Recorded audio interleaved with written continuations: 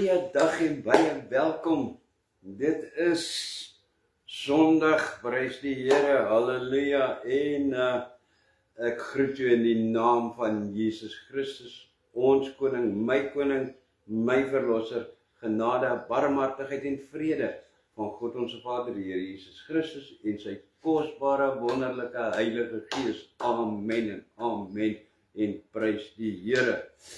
Wow. Hoekom is ons opgewonde, Here? Want dit is tyd om by u stil te word, om te hoor wat sê nie die Here nie, die almagtige God, die skepper van hemel en aarde. Here, dankie vir die voorreg. Kom ons sluit die oë.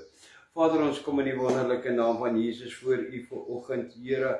Ons wil stil word, ons wil, Here, met eerbied, met vrees tot u nader. Here, ons,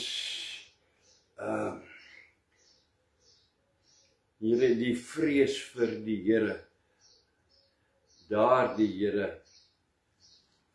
ek dink dis een van die grootste tekortkominge van ons as u kinders hier op die aarde. 'n werklike vrees vir u. En daarom, Here, ons wil met oorgawe na u vanoggend kom, met 'n vrees vir die Here. Nie 'n bang vrees nie, maar 'n vrees, Here, aan eerbied van, Here, van bewondering. U is goed, u is wonderbaar. Daar is niemand soos u nie. Here, dankie, Here, eerste dat u ons genadig is, dat ons hier kan staan vanoggend, Here, dat ons kan sit en kan luister, wat sê die Here. Here, dankie, dat u ons genadig is elke dag, Here, dankie, dat ons deur u versorg word, Here, dat u ons beskerm, dat die engele, Here, ons beskerm. Here, dankie, ons besef nie, ons lees hierdie goed, ons kan dit spreek, Here, wat u woord sê, maar ons besef nie wat dit werklik beteken nie. Dankie, Here.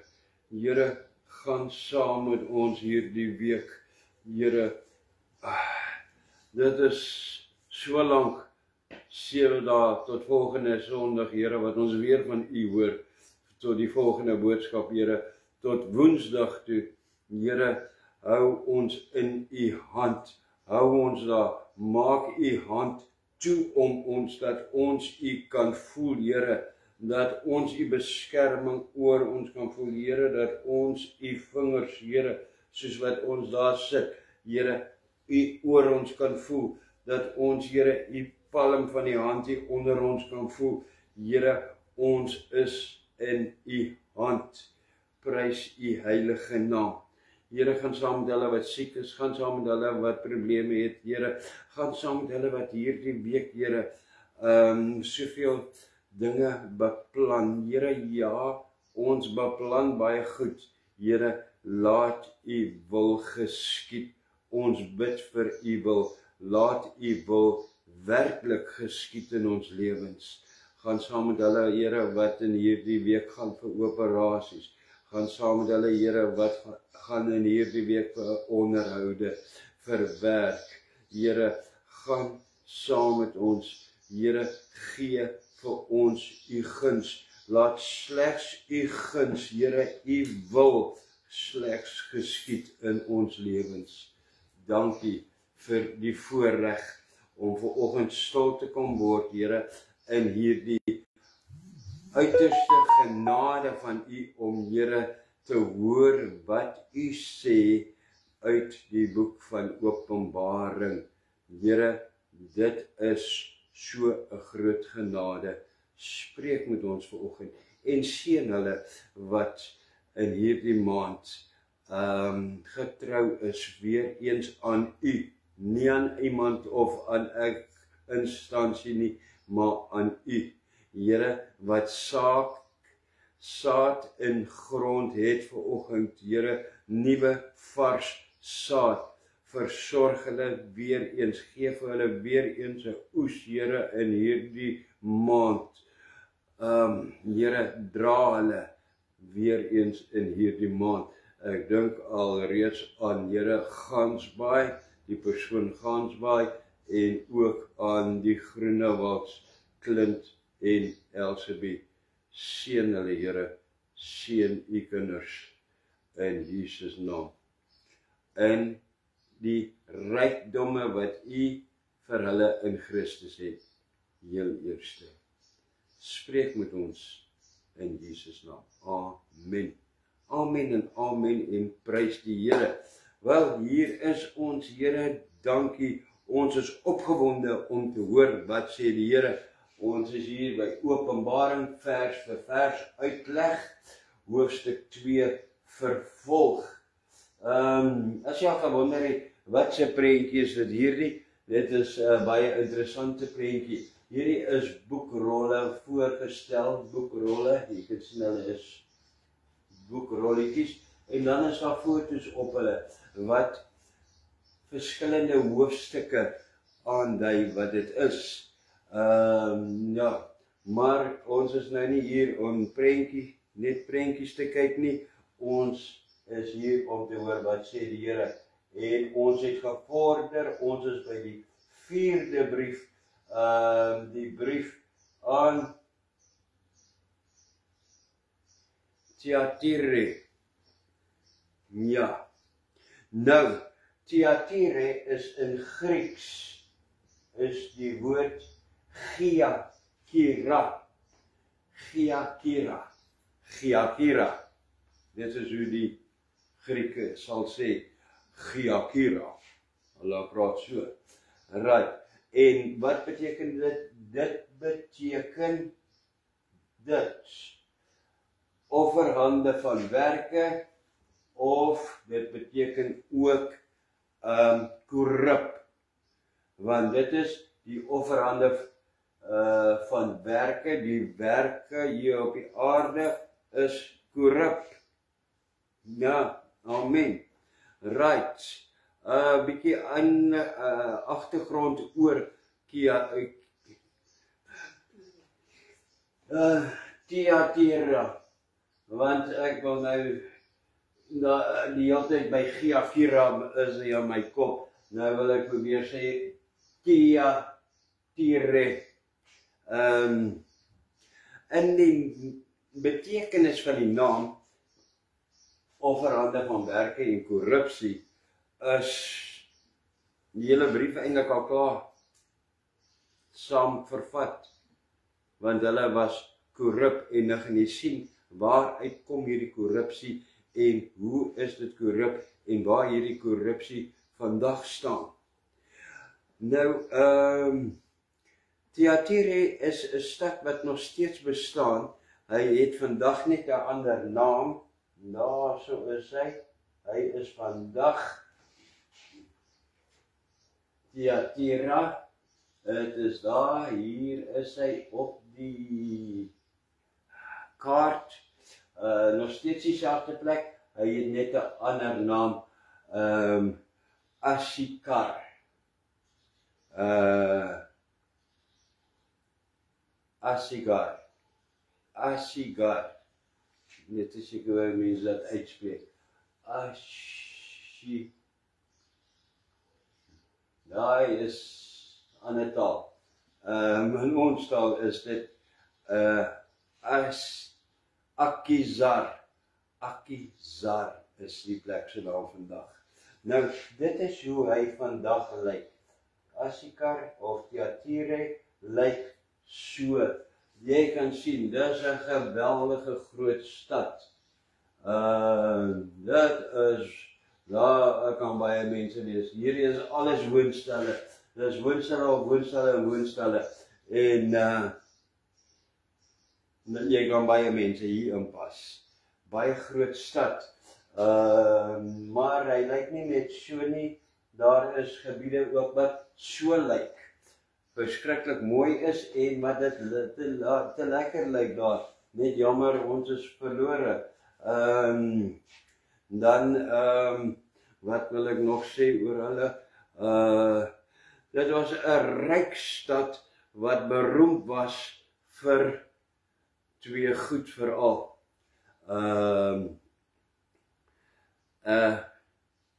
Wat is daai? Kleursil, né? 'n kleursil wat hulle voor baie beroemd was. 'n kleursil wat hulle net in hierdie plek kon gemaak het, in Thyatira. Net hulle het die resep gehad vir hierdie mengsel en hulle het dit genoem 'n koninklike pers. Dit was nie net pers nie, dit is so ander wow pers. Dis regtig 'n mooi pers as jy van pers hou en ek hou nogal van pers. Dit is ook daarvan geskrywe in Handelinge 16 vers 14 lees ons daarvan. So dis nie iets wat ek hier net uitkry of wat my gedagtes was nie of so of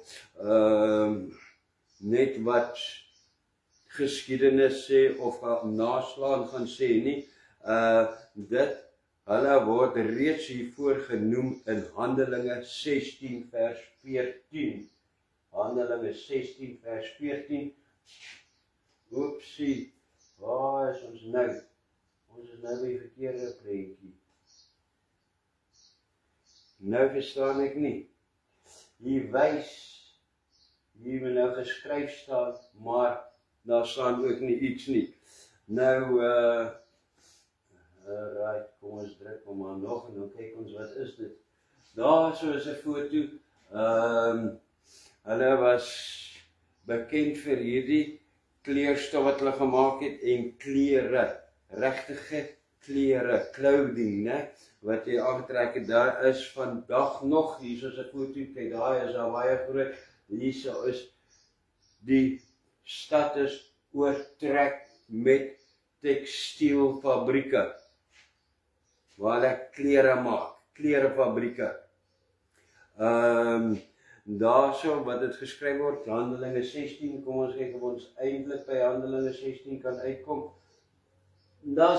Daar staan dit geskrywe van Thyatira en hulle was deur die tyd 2000 jaar terug al bekend daarvoor. En 'n vrou met die naam van Lydia, 'n purperverkoopster in die stad Thyatira. Sien jy daar staan het jy geweet, dit staan daar, 'n godsdienstige vrou het geluister, die Here het haar hart geopen om ag te gee op wat deur Paulus gesê is. Maar nee, die vers wat ek aanhaal is om vir jou te wys, 'n purperverkoopster, dit is 'n perskleur verkoopster. Sy het die daai verkoop, die kleursil. 'n purperverkoopster in die stad Thyatira. So dit wat daar in Openbaring staan, word bevestig in Handelinge. Die Bybel is daar maar wonderbaar, né? Prys die Here daarvoor. 'n ander ding van hierdie stad was ook bekend vir die eerste wat sê ons sê, woke, gay, weet nie wat se optogte nie, en seksfeeste, waar tydens mans en vrouens, as ook mans en vrouens seksueel verkeer het in hierdie feeste, op verhoë in enige plek. En dit is ook, wil ek sê, in aanhalingstekens, dit is ook toevallig waar die Katolieke kerk begin het, en hierdie kerk in Thyatira oorgeneem het. Dit was die eerste Katolieke kerk op die aarde, het daar begin. Toevallig? Nee, dis nie toevallig nie, want ons gaan nou net so 'n paar versies aan, dan kan ek vir jou wys, dit wat daar uitgekom het, wat nog steeds vandag in die Katolieke kerk is. Vers 18, kom ons begin dan met die versies. Moet ek sê, die serious versies, die ernstige versies, kom ons kyk wat staan daar. en skryf aan die engel van die gemeente in Thyatira. Dit sê die seun van God wat die oë het soos 'n vuurvlam en sy voete is blink soos blink koper. Dit is werklik nog steeds die Here Jesus waarvan gepraat word. Presies hoe Johannes hom in hoofstuk 1 beskryf het en die skryf aan die engel van die gemeente is nog steeds nog nie verander nie. Dit is nog steeds die leier van die gemeente van die kerk, die ene wat daarso optree en voorstaan. Dit is wat die Here hier sê. Maar onthou jy, as jy nog nie een van die ander uitsendings ingeskakel het nie, ek wil nie, jy moet agterbly, of nie verstaan wat ek nou sê, net nou oorgaan na nie. Daar het ons klaar, prys die Here, en die heel eerste brief het die Here gewys vir ons, het ons vasgestel, dat hierdie is nie net kerke nie, maar dit is ook 7 briewe, net 7 lewens, waarvan jy as 'n weergebore kan net een van hierdie 7 lewens wees. Okay. Alright. Vers 19 dan. Vers 19. Ek ken jou werke en liefde en diens en geloof en jou lydsaamheid. Hoor ek, dit is 'n goeie woord vir patience. Maar patience is nog die beter Afrikaanse woord, dink ek. En jou werke en dat die laaste meer is as die eerste. Nou die eerste daar is jou werke en die liefde. Maar dat die laaste eerste is as meer is as die eerste, dan moet daar so 2, 3 keer genoem werke en dit eindig daar met werke. So die werke, dit wat hulle gedoen het meer gewees, belangriker as die liefde. Amen. Wat wil ek nog hierso sê oor nou met hierdie teksie in die kop van die werke en dit wat sigbaar is, meer as die liefde, is dit duidelik dat hier van die Katolieke Kerk gepraat word. En hierdie kerk het nog nooit die wêreldse invloed afstand gedoen, want hierso in Thyatira by die eerste kerk was daar 'n vreeslike wêreldse invloed gewees, wat hy nog nooit afgeskit het, nog nooit van bevry is nie. Wat is die kenmerke van die Katolieke Kerk, wat daarso wêreldse kenmerk was? Hierdie, niks anderster as hierdie nie. Dit is die groot kenmerke van die Katolieke Kerk, dat ek net in hierdie kant kom en sien, of jy kan sien wat ek sien daarso. Ek dink is mooi duidelik. Kyk daarso, die priesters met hierdie mantels wat hulle dra,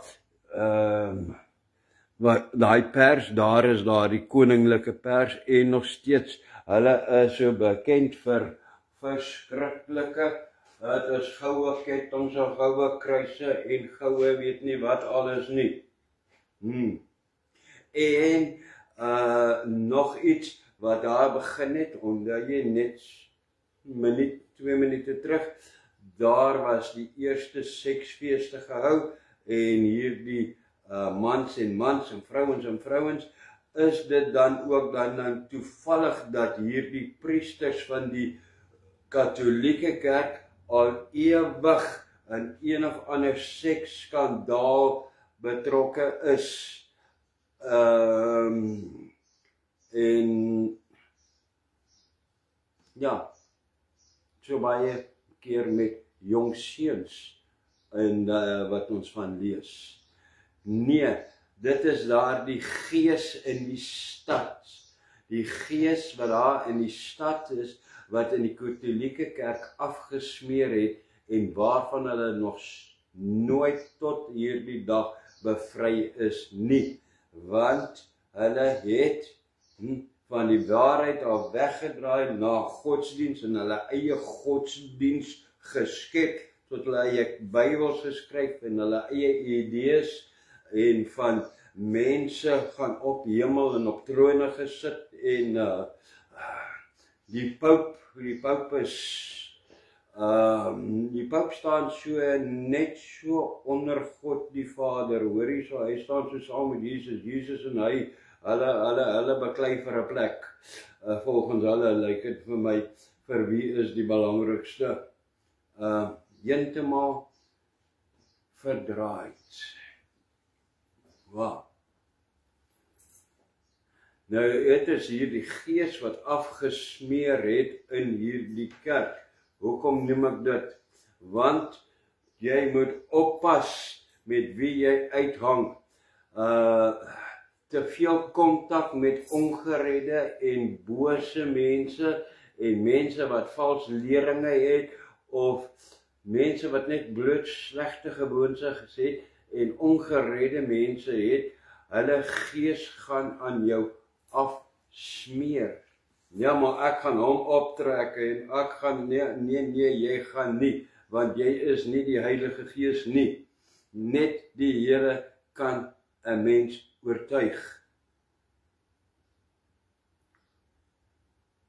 Amen. Baie mense kom in daarin, nee, maar ek is bevriend met hulle, want ek gaan hulle almal, nee, jy gaan niemand red nie, jy is nie die Here nie. Ek gaan vir hulle die Here wys en verkondig en doen. Nee, wees dit wanneer hulle jou sien, kan hulle daar hierdie ons ervaar iets hier wat ek nie by ander mense ervaar nie. Maar elke dag by hulle rondhang, jy begin later soos hulle dink. Hoekom? Waar nou dan van die gees en van al hierdie goed? Dit is dood eenvoudig, laat ek dit vir jou verduidelik. Hulle gees smeer aan jou af vir een simpel rede. Luister mooi. Hulle gees smeer aan jou af, want jy verkeer met ongeredde mense nie op geestelike vlak nie.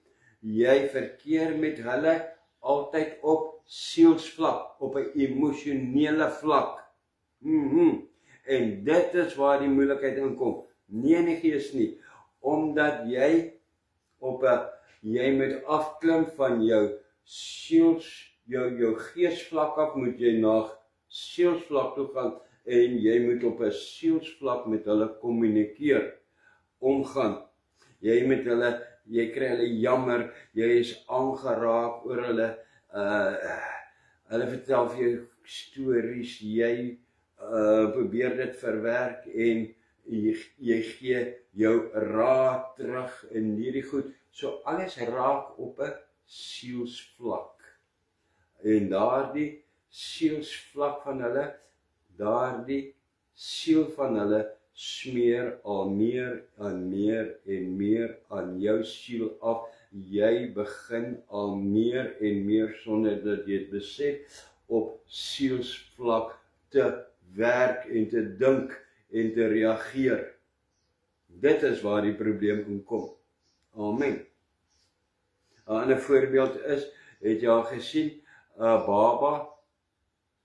babatjie wat hier by 'n tafel verbykom en hier hang 'n mooi tafeldoekie en nie vang hy daai tafeldoek.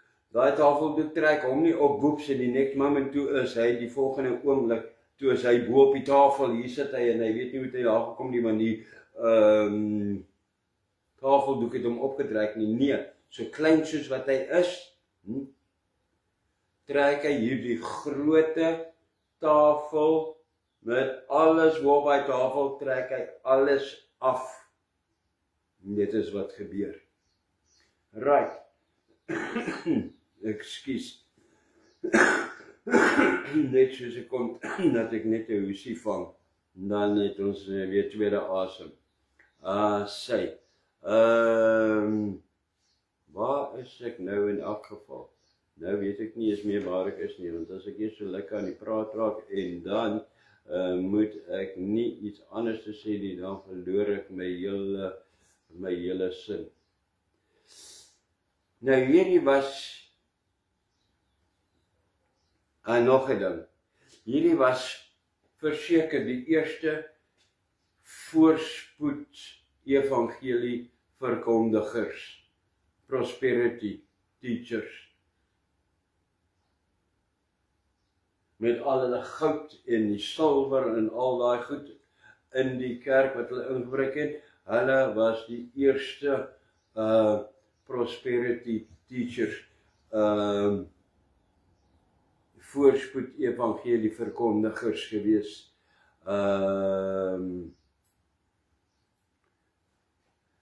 Hulle was finansiëel geseën, want hulle het hierdie mense ooreed, jy moet gee, dis by hulle wat hierdie sê, goed, dit is vals, waar staan dit in die Bybel? Hoor ek, dan spreek ons dit vandag as kinders van die Here. Dit is nie wat in die Bybel staan nie. When in need, sow a seed.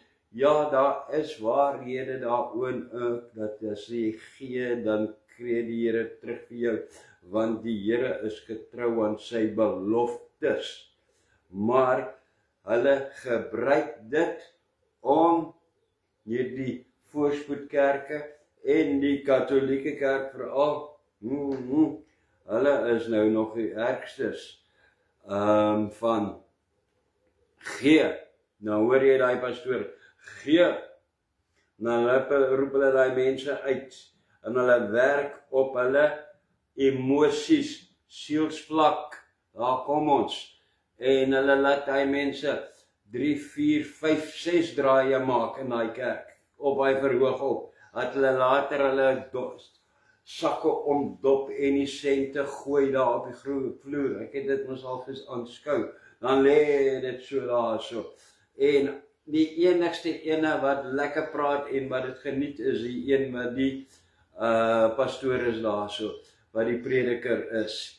Want hoe meer hulle is en as hy sien hier kom nou niks meer uit daai sakke uit nie, dan hou hy op. En hoe langer het staan daar en hoe hoor hoe toer daai mat raak, hoe groter raak sy smile. Nee, dit is mense op sielsvlak bedien, op emosies. En ja, hierdie kerk was geseën, want die Here is getrou. In 2 Korintiërs 9 vers 6 sê die Here, dit sê, maar dink daaraan, wie spaarsamiglik saai, sal ook spaarsamiglik maai, en wie volop saai, sal ook volop maai. Dit is waar, dit staan in die woord, maar ons moenie die woord gebruik om op ander mense se gevoelens te speel nie, op hulle emosies te speel nie, om ons planne op hulle af te forceer nie. Mense gebruik die Bybel, die Here se woord, tot hulle eie voordeel, en dan verdraai hulle dit. Here, wees hierdie Thyatira mense genadig, wat u woord so misbruik. Jy is geseën, want die Here is getrou aan sy woord, dat as jy nie spaarsaamlik saai nie, sal jy ook nie spaarsaamlik maai nie. Die Here is getrou aan sy woord. En dan is hierdie mense, baie mense is finansiëel geseën, terwyl hy 'n swak, onbetroubare verhouding met die Here het. Want hier seën jou nie oor jou verhouding nie. Nee, die Here seën jou omdat hy getrou is aan sy woord. as daar uitgaan, sal jy inkry. Op sy saai en maai konsep van sy woord. Niks te doen met oor hoe wonderlik ek, want hoekom is daar dan mense wat andersins is, wat geseën is? Dit gaan nie daaroor nie. Dit is ons wat dit misbruik. En dan, omdat hierdie mense oop hande het, en hulle saai, en hulle sit in vrugbare grond, en hulle is baie slim, hulle saai in vrugbare grond in vrugbare lewens in. Mislei die vyand hulle en oortuig jou dat jy deur God geseën word as 'n teken van jou opregte verhouding en jou heiligheid met God. Wat nie noodwendig waar is nie. Sê ek dan, jy moet nie getrou wees aan die Here nie, nie 'n tiende gee nie 'n offer gee nie, nee, ek sê dit glad nie, maar jy moet dit moet spontaan wees, nie om, Here, dat ek 100.000 rand hierdie maand gee, want, ek verwag, Here, vir daai 100.000 rand, verwag ek 10 miljoen terug, en jy maak jou klaar daarvoor nie. In Galasiërs 6 vers 8 en 9 staan daar ook geskrywe, hy wat in sy vlees saai sal uit die vlees verderf maai. Oeps, sien jy daar? Maar hy wat in die gees saai sal uit die ewige lewe maai. En laat ons nie moeg word om goed te doen nie, want op die regte tyd sal ons maai as ons nie verslap nie. Dit is die regte verhouding in om te saai en te maai. Nie om te ontvang en te kry en om op mense se gevoelens te werk nie.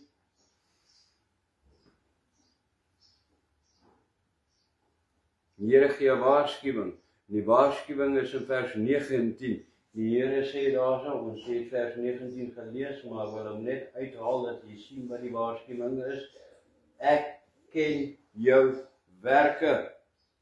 Die woord vir werke daar is 'n Griekse woord wat sê, ek ken jou verskuilde agendas. Nou hier is dit presies soos in al die ander briewe sê Jesus ook dat hy die goeie werke ken en hy begin met die goeie werke, maar dat hy 'n enkele ding teen hom het. En soos in al die ander briewe sê hy ook in hierdie brief dat jy lig en duisternis probeer vermeng. Dit is die aanklag. Jy moenie lig en duisternis vermeng nie. Hy sê hier dat jy goeie werke doen, graag gee vir liefdadigheid, liefde betoon en bedagsaam is teenoor ander, dat jy geloof het. En watter geloof? Deur te glo dat ek jou gebed sal verhoor. Maar dan word daar so nou genoem van dat jy ook vir Jezebel of Isabel staan daar so in die Afrikaanse teks, Isabel in die volgende teks, dat jy haar navolg. En daar verstaan ons nie meer verder wat die Here sê nie. Here, wat staan nou hier? Daar sou staan vers 20, maar ek het 'n enkele ding teen jou, dat jy die vrou Isabel, wat haarself 'n profetes noem, toelaat om te leer en my diensknegte te verlei, om te horeer en afgodsoffers te eet. Baie dieselfde kom ooreen hier met die vorige brief, ook van afgodsoffers gewees. Nou wie is Isabel? Isabel, meer bekend onder ons as Jezebel, almal praat van die Jezebel gees, en hier word gepraat van hierdie Jezebel gees, wat nogal bekend is aan ons. Dit is 'n gees van manipulasie, van wil in beheer wees, en verleiding, en sal goed verdraai. Maar wie was sy, hierdie Isabel? Nou sy word onthou as die vrou wat, miskien onthou jy dit, as jy nie onthou nie, gaan ek vir jou vertel. Sy was deur 'n venster gegooi, en toe sy daar neerslaan, boef op die grond, daar in die onder, toe kom die honde en het haar vlees geëet. Sy was die mees gehate vrou in die Ou Testament. 'n self-aangestelde vals profetes. Skryf baie mense, ek is 'n profeet, en wie het jou aangestel? Die Here, nee, hulle almal vertel die Here het hulle aangestel. Wie het jou? Waar? Hier is sy was bekend gewees in die hele Israel as 'n profetes, maar die Here sê, sy was 'n self-aangestelde vals profetes, wat mans tot geestelike en vleeslike ontug verlei het. En in 1 Konings, ons is in die Ou Testament waar sy is, in 1 Konings 16 vers 31 word gelees dat sy Baalisme in Israelse godsdienst ingebring het. Ja, en wat het toe gebeur? Daardeur het sy hulle geleer om afgodsoffers te eet. Wat is afgodsoffers? Uit die vorige brief kan ons onthou, afgodsoffers is kos wat spesifiek aan die afgode geoffer was, en dan het hulle dit lekker geëet. Dan sê iemand sê, maar dit, wat is so vreeslik daarin? Dit is vreeslik daarin, want die Here sê, dit is geoffer aan die afgode. Dit gaan nie oor die kos nie, dit gaan nie oor, ja, maar ek glo nie, dit is wat ons sê, ja, maar ek glo nie aan hierdie afgode nie, ek eet net die kos. Die kos was opgedra, geoffer aan die afgode eerste.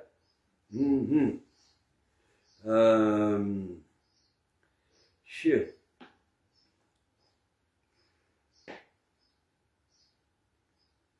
Nou hierdie, weer terug by die kerk hierso,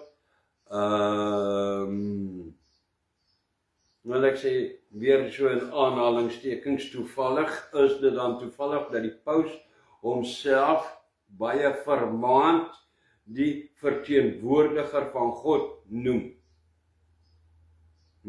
Hy dra mos so, een van hierdie hoede, so ding op sy kop, het jy al gesien.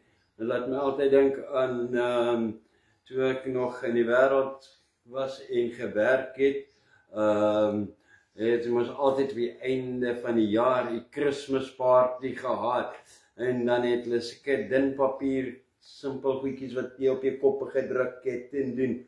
Laat my altyd dink aan dat hy het so mos die hele jaar dra hy so ding op sy kop. Nou op daardie wat hy op sy kop dra, hy loop so, dan staan daar geskrywe, dat ek die draer van hierdie kroon is die verteenwoordiger van God op die aarde. Wow. Heeltemal verwaand, sal ek sê. Jezebel. Daardie Jezebel, daai Isabel gees wat verlei en mislei nog steeds na al die jare in die kerk. En wat word hy toegelaat? Net soos sy toegelaat om die wêreld te leer. En die hele wêreld kom in stilstand, want die paus het gesê, regtig, wie is hy? Ek nie 'n saak met hom nie. So 'n ander verdraaide vals godsdienstmannetjie. Ek het niks te, ek wil nie eens hoor wat hy sê nie. En ekskuus, die dinge wat hy uitraak. Ekskuus, hy is niks anders dan besig om die wêreld godsdienstige te verlei nie en te laat toereer met sy vals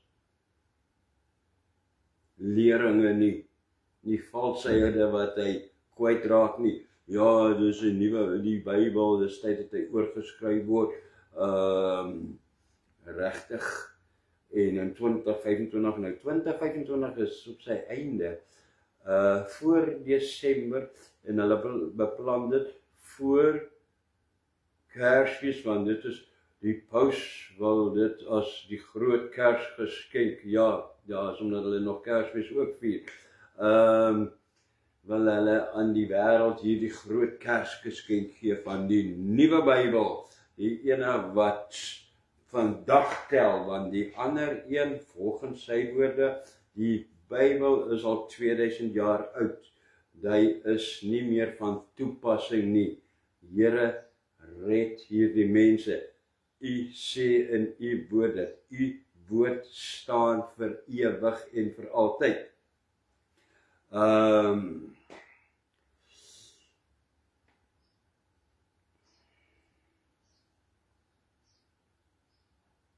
Wat sê Jesus vir hulle? Jesus sê vir jou, aan so tipe lewe, aan hierdie tipe kerk, dat jy ook goeie werke doen. Ja, hulle doen goeie werke, doen liefdadigheid en al hierdie goed. Maar ek sien ook dat julle besig is met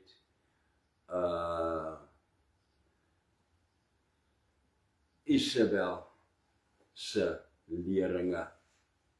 Elke keer wat jy jou godsdienstige rituele en reëls op ander afdwing, nie net deel is van hierdie kerk nie, ja, gelukkig prys die Here, ons is nou nie katolieke nie, sê iemand, nee, elke keer as jy soos Isabel jou oortuiginge wat net joune is afdwing op iemand, as jy besig om te doen wat sy gedoen het. Sy het haar oortuiginge afgedwing op Israel. Elke keer wat jy weier om onder iemand se gesag te staan, net omdat jy nie lei nie, dan is jy besig met hierdie Isabel se godsdiens, se manipulasie. Elke keer wanneer jy instem om iets te doen, 'n taak te verrig en dit nooit uitvoer nie, dan is jy besig met Isabel se manipulasie.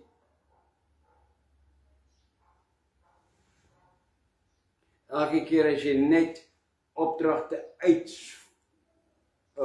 uitdeel, jy kry mense, hulle deel opdragte uit en bewerk dit altyd so dat almal iets doen behalwe hulle self wat die opdrag uitgedeel het. Maar op die einde vat hulle, want ek is die leier hierso en ek staan in die hoof van die ding, en dan vat hulle al die eer. Dan sê die Here, Jan, is jy niks anderster as Isabel wat afgodsoffers eet nie. Daarso word ook gepraat van hoe reer en afgodsoffers eet in vers 20. Nou, dit het twee betekenisse. Ons is nou besig hierso om in die ene regtig aan te raak, maar ek wil dit net weer noem, dat seker maak dat jy weet wat hier aangaan. Eerste waarsku dit op wat jy werklik eet. Dit is baie belangrik. Pas op vir wat jy eet, wat vir 'n ander godsdienstig of vir 'n ander godsdiens moontlike afgodsoffer mag wees. Dit gaan nie net oor die geestelike nie, maar ook oor hierdie mense het werklik kos geëet, wat werklik aan afgode geoffer was. Here sê, pas op wat jy eet.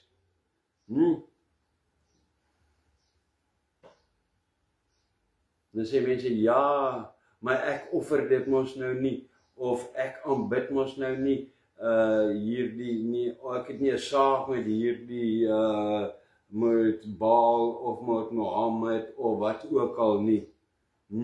Nou iets mag vir jou geen betekenis hê nie, maar dit mag alle betekenisse vir 'n ander geloof hê. Soos met hierdie, pas op wat jy ook eet, pas op vir hierdie. Sien jy daai halal teken? Ek sien dit gister toevallig op 'n pakkie, wat is dit, Simba chips of Woolworths chips of iets. Daarna so is tot ook so, my lyk 'n bietjie anders, dit was so met so ander, maar met so sterretjie ding, dis halal gesertifiseer. Die chips tot hierdie die ander chips, maar hy wat so hy harde chippies, nie slap chips nie. Pas op vir wat jy eet. Ja, maar dit is nou belaglik. Nee, dit is nie. Die Here sê so, dit is aan hulle geoffer, aan hulle afgode. In die gees, maak dit nie saak wie is dit wat dit geoffer het nie. Dit is jy eet dit.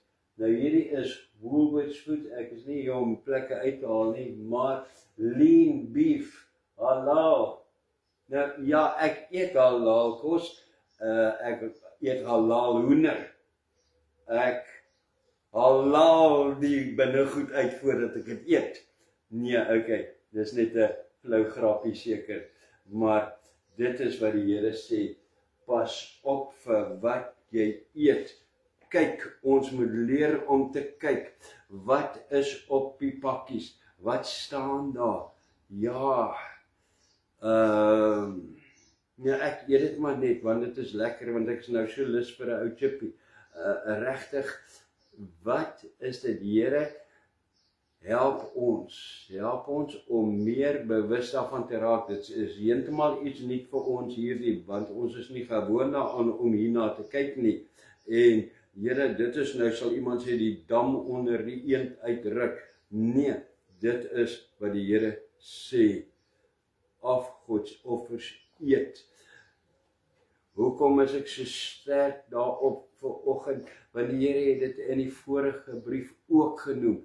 Dit is vir die Here 'n belangrike punt, hierdie wat ons eet.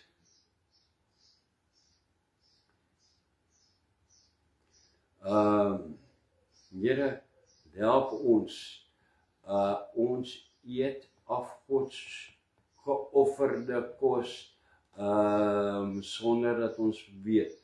In Exodus 20 vers 3 sê U, in die eie woorde, jy mag geen ander gode voor my aangesig hê nie. Dit is enige iets van ander gode. Nie hulle kos nie, nie hulle beeltjies nie, nie hulle niks nie. Net mooi niks van 'n ander afgod nie. Die Here sê nêrens in die wet van Moses daai tyd nie en nêrens in die Nuwe Testament of enige plek daarna in die Bybel, dit is oor hoe ek voel oor 'n ding nie. Nee. Of wat ek daarvan dink nie. Kom, bly weg met daardie argumente by my. Dit is nie wat die Here sê of by die Here nie. Die Here stel nie belang in wat jy voel of wat jy dink daaroor nie. Dit is wat die Here sê. Bly weg. Mag geen ander gode voor my aangesig hê nie. Doen dit. Tweedens wys dit op persoonlike afgode ook. Want nou gaan ons, ja, okay, nou moet ons kyk dat dit nie hierdie halal goedjies is nie en nie Boeddha beeldjies en sulke goed nie, ander afgode nie, maar die Here sê dit wys ook op persoonlike afgode in die lewe. Daai dinge van die wêreld en van die vlees wat jy self verafgod. Wat is dit?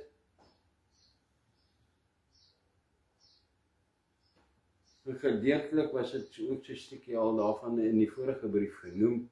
Elke dag dat jy is, elke keer, nie elke dag nie, elke keer as jy is 'n weergeborene, die bruid van Christus, die wêreldse dinge verafgod en daarmee omgaan, dan drink en eet jy afgodsoffers en horeer jy saam met, omdat jy hierdie sinnetjie van die vorige brief, nou horeer jy met 'n ander man genaamd Satan. Elke keer wat jy iets vir jou eie genot doen, uit die wêreld uit. Elke keer wat jy 'n obsessie het oor iets.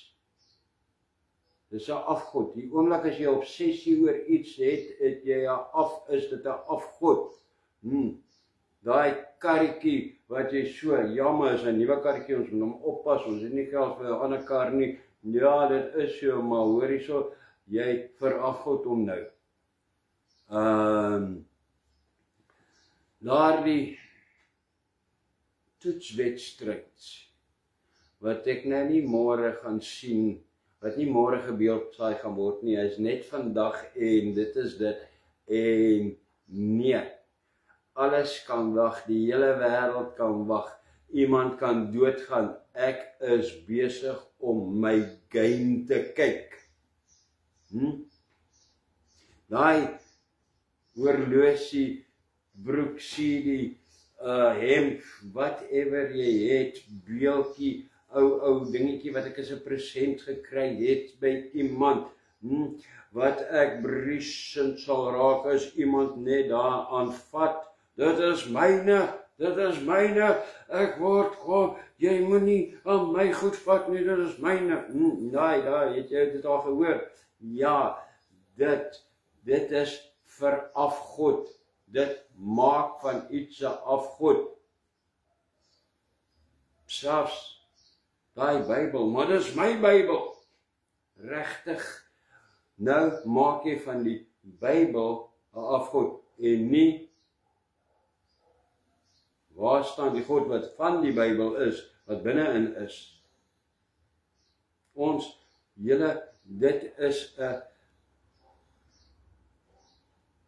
'n groot waarskuwing hierdie. Die Here wil nie hê jy moet enige iets in jou lewe verafgod nie, of enige iets moet as 'n afgod kom staan in jou lewe nie. Geen beelde, geen tekens, geen kosse, geen niks nie. Kom ons gaan na vers 21, 22, 23. Ons lees dit as 1. Ek dink jy verstaan mooi wat die Here nou gesê het. Vers 21 tot 23 lees as volg. en ek haar tyd gegee het om van haar roerery te bekeer, en sy het haar nie bekeer nie. Kyk, ek werp haar neer op 'n siekbed, en die wat met haar oorspel bedryf in 'n groot verdrukking, as hulle nie van hulle werke bekeer nie.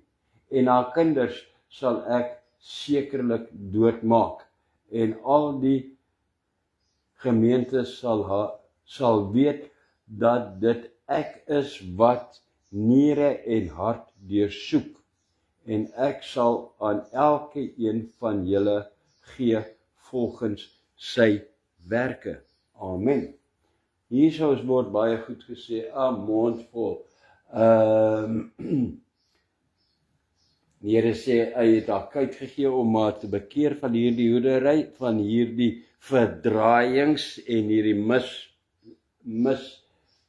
misleidings, en haar op 'n siekbed neergewerp,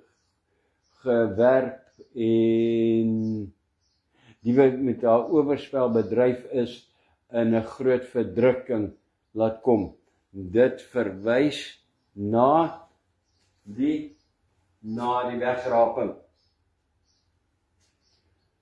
Wie oorspel met haar gehad het, dit is nie werklike oorspel nie, dit is wie haar leerlinge gevolg het, wat haar dinge gedoen het, wat hulle laat mislei het. Die Here sê, die siekbed waarin julle sal gaan, dit is erger as 'n siekbed, want julle gaan ly.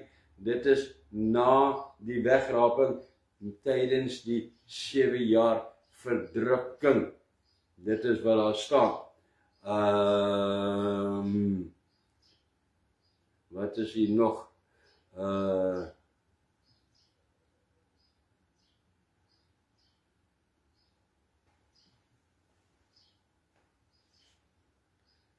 En jou kinders sal doodgaan, ja, hulle wie jou navolg, wie jy groot gemaak het, hulle sal almal sterwe in die verdrukking, wanneer die Here sy toorn uitstort op die aarde.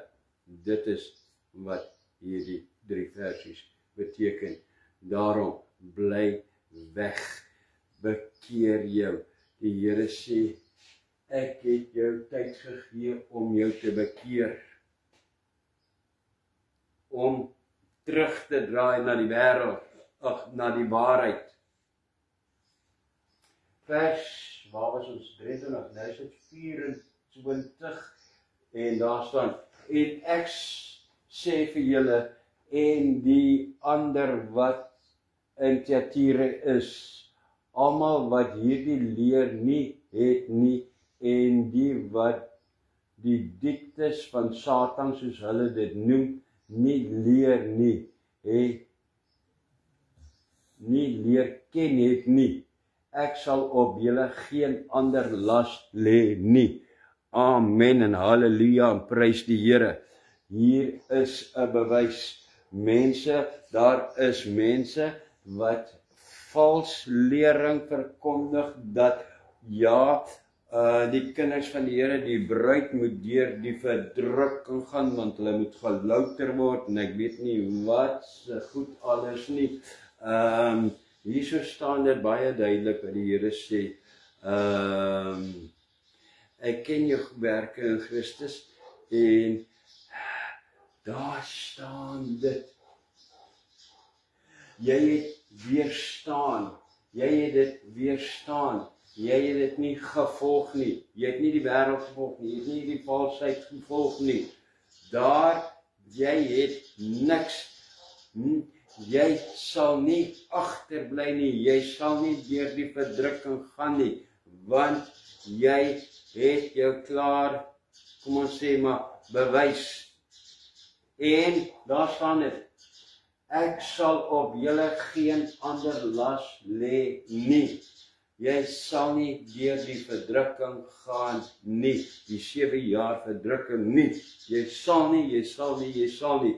Hoekom nie? Want jy gaan nie op die aarde wees nie. Want met die wegraping, want die Here kom om sy bruid te kom haal, kom vat hulle en hy sit hom. Waar is die bruid?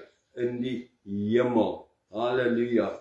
En elke keer, jy sal sien wanneer ons kom by hoofstuk 5 af, elke keer as daar iets op die aarde gebeur, by die toring van die Here op die aarde is, dan sê die engel vir die gelowiges, vir hulle, die bruid wat daar in die hemel is, kom kyk, dan kom hulle af, en dan ek kan dit my so voorstel, soos amper wat jy op Tafelberg staan, en dan kom kyk, en dan kyk almal af, wat daar onder gebeur op die aarde, nie op die aarde nie deel van die verdrukking nie, want sê die Here, ek sal op julle geen ander las lê nie. Jy het reeds die las nou om dit te weerstaan, om hierdie valshede te weerstaan, om dit aan te hoor. Ek sal geen ander las op jou lê nie. Ekskuus. Dan is dit vers 24, die Here sê, en hier bevestig die Here dit net weer verder. Ek sal geen ander las op julle lê nie, ek het dit gewys, ons het dit gepraat, dan sê die Here in vers 25, hou maar net vas wat julle het, totdat ek kom. Ek sal geen las op julle hê nie, hou net vas daaraan, totdat ek kom, en dan kom haal ek julle. Amen. Ekskuus. Baie duidelik, jy sal nie die verdrukking deurgaan nie. Ons kan maar praat, en dit baie mense, nee, ons vertel nie van die verdrukking nie, of van die openbaring nie, want ons gaan hierdeur, en daar gaan ons uit op, en dan het hierdie idee van, ons gaan deur die verdrukking kom, en al hierdie goed wat die aarde gaan tref. Nee, die Here sê, hou jy net vas totdat ek kom, om jou te kom haal, want daar sal geen ander las op jou gelê word nie. Finish en klaar. Amen. Halleluja. Wat is die volgende teks dan? Kom ons kyk, vers 26 en 28, en aan hom wat oorwin, wat weerstaan, sê die oorspronklike teks, en tot die einde toe bewaar, sal ek mag gee oor die nasies gee, en hy sal hulle regeer met 'n ysterstaf, soos erdegoed word hulle verbrysel, net soos ek ook van my Vader ontvang het. En ek sal hom die môrester gee. Nou hierdie is 'n baie belangrike vers, baie belangrike 3 versies, wat ek mooi vir jou moet verduidelik. Dikwels word hierdie 3 verse van die boek Openbaring verklaar as priesters en konings hier op die aarde nou, en dat ons nou oor die nasies sal regeer, en dan vir 'n bevestiging, vir 'n backup, dan word daar so 'n teks in 1 Petrus 2 vers 9 nog bygevoeg wat lees, maar julle is 'n uitverkore geslag, 'n koninklike priesterdom, 'n heilige volk, 'n volk as eiendom verkry, om te verkondig die deugde van hom wat julle uit die duister geroep het tot sy wonderbare lig. Ja, ons is geroep om lig te wees. Dit is so. Maar jy kan nie hierdie en die vorige vers van Openbaring bymekaar uitbring nie, daardie een nie.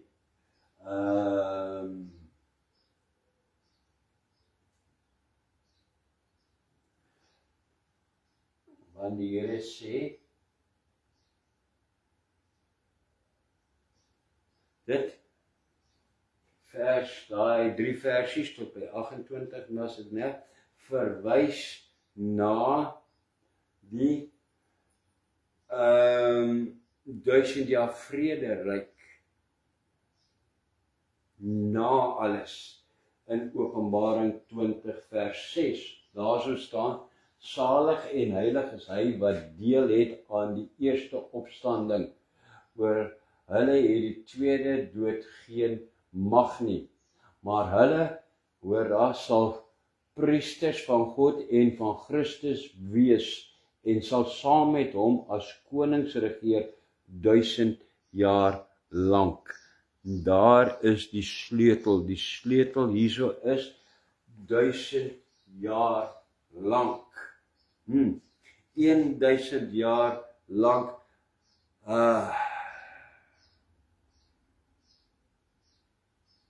Dit is 'n beloning wat hiervan gepraat word. Wanneer word hierdie beloning ontvang? Nie op die aarde nie. Ons geen hierdie belonings van almal die ewige lewe en dit al hierdie belonings in Openbaring het almal te doen met wat ons in die hemel ontvang. Hierdie is 'n beloning wat ons in die hemel ontvang.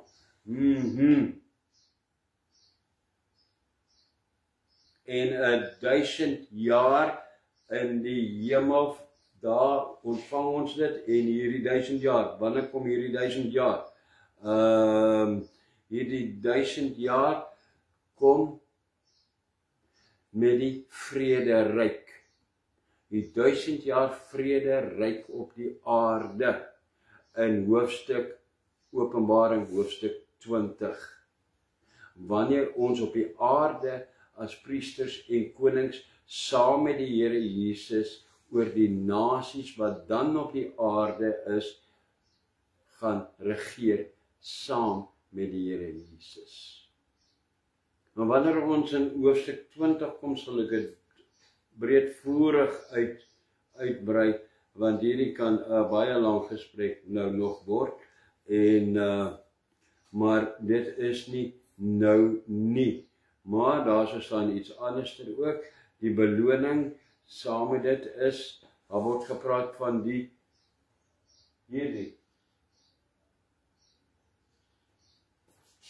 Wat is dit?